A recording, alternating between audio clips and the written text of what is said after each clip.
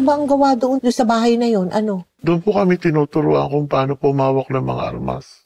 So, tinitrain kayo Opo. bilang? High killer po. Ano pa mga tinuro sa inyo doon?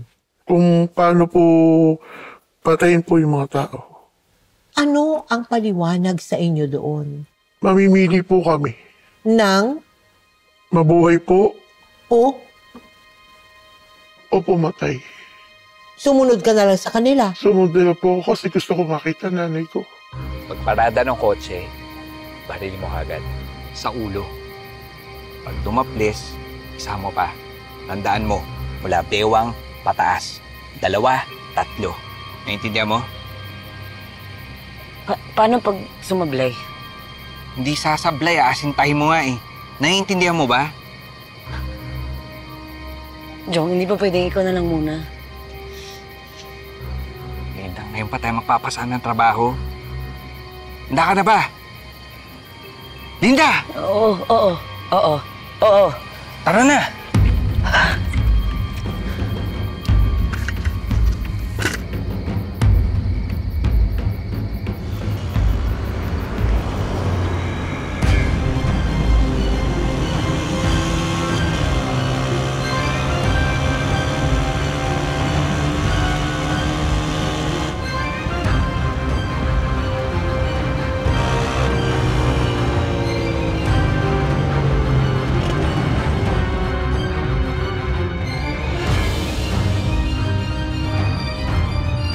Ano? Tirahin mo na!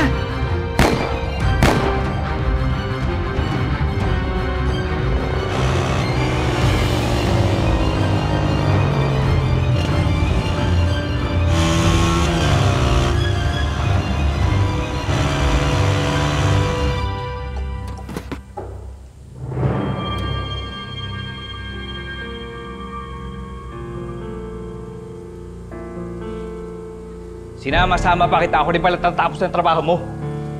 Tatanggapin mo to, tapos uurong ka. Alam mo bang pwede tayong sumablay doon dahil sa katangahan mo? Hindi ako tanga. At huwag mo kong tatawaging tanga. Hindi ka tanga. O ano? Duwag.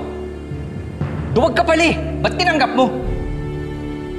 Di lang naman yun yung pwede kong gawin At hindi yun yung gusto kong gawin. Diba? Yun yung inutos sa atin, di ba? Kaya ka nga tinandim sa akin eh. Nag-iisip ka ba? Di ako mamamatay tao. Hindi. Eh yung sa tatay mo.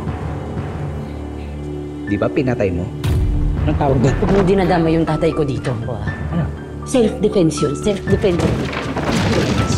Kahit kailan, hindi ko ginustong pumatay. Gagahasain niya ako ulit. Kaya dapat lang na mamatay siya.